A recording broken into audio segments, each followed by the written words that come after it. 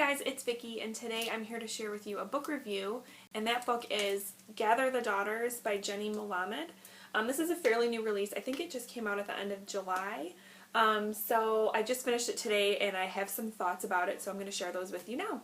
Gather the Daughters is about a group of people that live on this island, and this little society, if you will, was started by 10 men who generations before came to the island to kind of start their own little group. And so the people live on the island, and there are a group of men who are the descendants of those 10 men, the original 10, and they are called wanderers. And they get to leave the island and kind of go out to what they call the wastelands, which is, we don't really know what the wastelands is. You don't really get a whole lot of information about what it is, other than that the wanderers say that it's this, terrible place where fires are burning and people are dying. I mean, people still live on the wastelands, but it's not great. It's definitely better to live on the island, that kind of stuff. So you don't really know if that's actually the case, but that's what the wanderers say. So anyway, they go out and they scavenge for items. Things like paper and clocks and kind of modern conveniences, because they live a pretty provincial life, a pretty, kind of old school life on this island. And so they go out and they get things, and they're kind of the, I guess kind of the council of the island. They're kind of the creme de la creme, and they run the show, so to speak. And basically this society is not very kind to the females on the island. Girls, in particular, at a very young age, are taught to be subservient to their fathers. And when I say that, I mean, yes, also in a sexual way. And also, they are also raised to become subservient to their spouses and to just kind of have babies and take care of the household. So in that regard, the book is not very nice to girls. They, at a very young age, as soon as they get their first period, which could be anywhere from age 10 to 15, I suppose, they have they have this ritual that they call the Summer of Fruition. And what it is they basically shack up in a house, all of the girls who have had their period, with suitable or, eligible bachelors, I guess, on the island, who also happen to be much older than them, which is also kind of disturbing.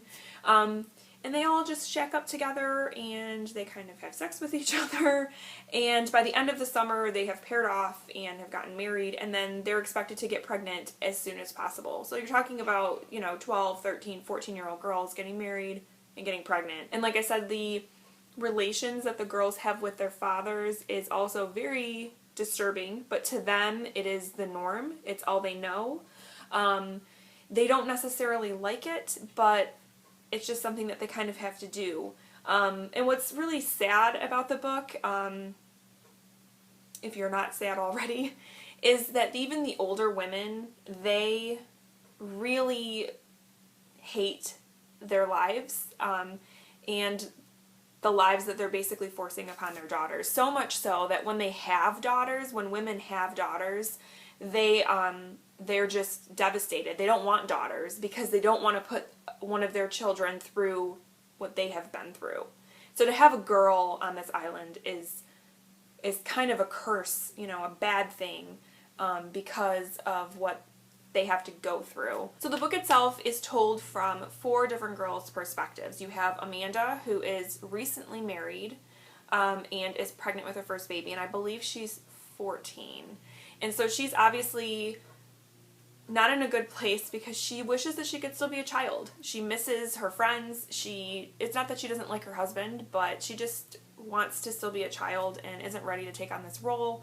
And she also is not very excited about giving birth, because she had some sort of test, like little kind of old wives test done, where she finds out that she's having a daughter. So she, of course, is devastated, because to have a daughter is a bad thing.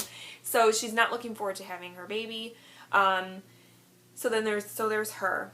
And then there's Janie, and she's 17 years old, and has managed to not get her period because she is starving herself.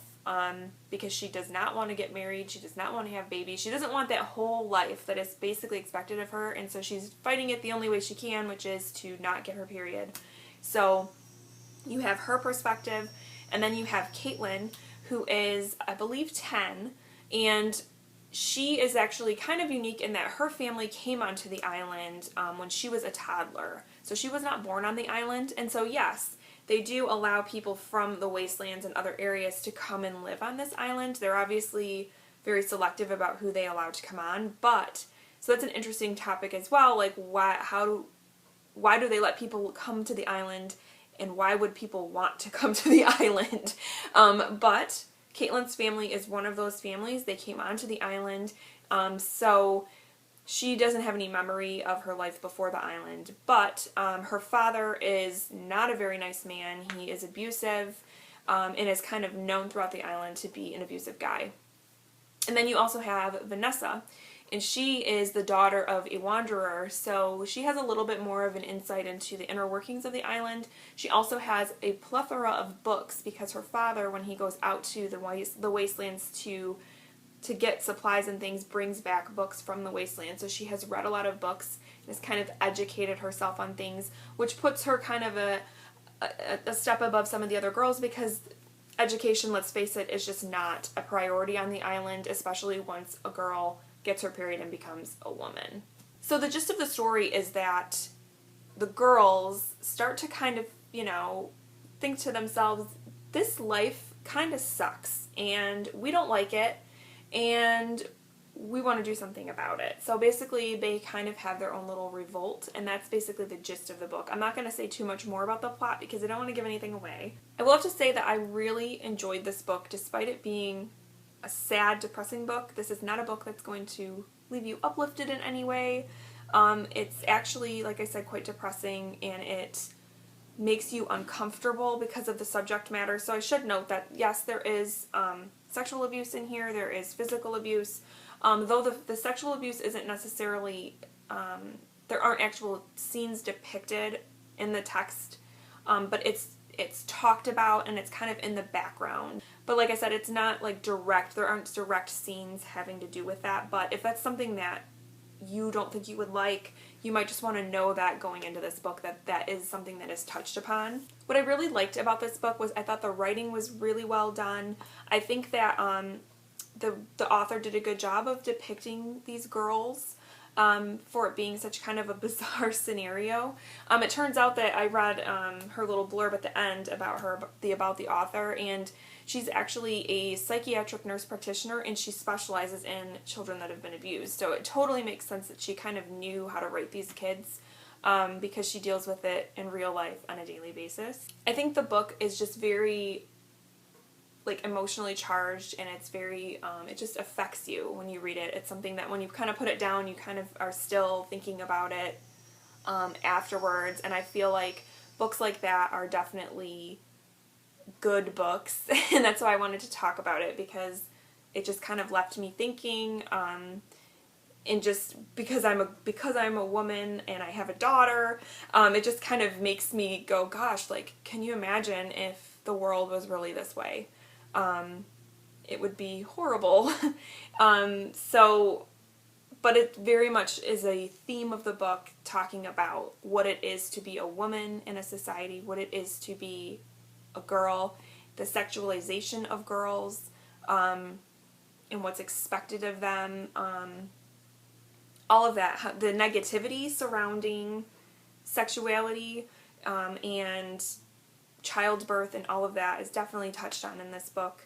Also a little bit too, the psychology of cults, I think, is kind of touched on in here, because you could definitely see the island as being cult-like, because there are people that come and join, and you wonder why. Why would you want to be in a society like this? And it's kind of explained a little bit in the book, so that's kind of interesting as well. I almost wish that it had been touched on a little more, but I thought that overall this was a really good story. Like I said, not a lighthearted one, but a good one nonetheless. And I thought, it's been right here in there's a little blurb where it's been compared to the Handmaid's Tale, which I have not read yet, but I've heard is amazing and kind of has similar themes having to do with women and things like that. So if you liked The Handmaid's Tale and you want to read something similar, you might want to check this one out. But overall, guys, I thought this was a really good book. I would highly recommend it to everyone, and I gave it 4 out of 5 stars. So yeah, definitely, if you want to check this out, go ahead and do that. Alright guys, that is all I have for today. I hope that you enjoyed this book review and that it maybe made you want to go pick it up. And if you have read Gather the Daughters, please let me know in the comments what you thought of it, because I would love to know. But other than that, that's all I have. So I just want to thank you for watching. And if you haven't yet and would like to, please don't forget to subscribe. And I will talk to you soon.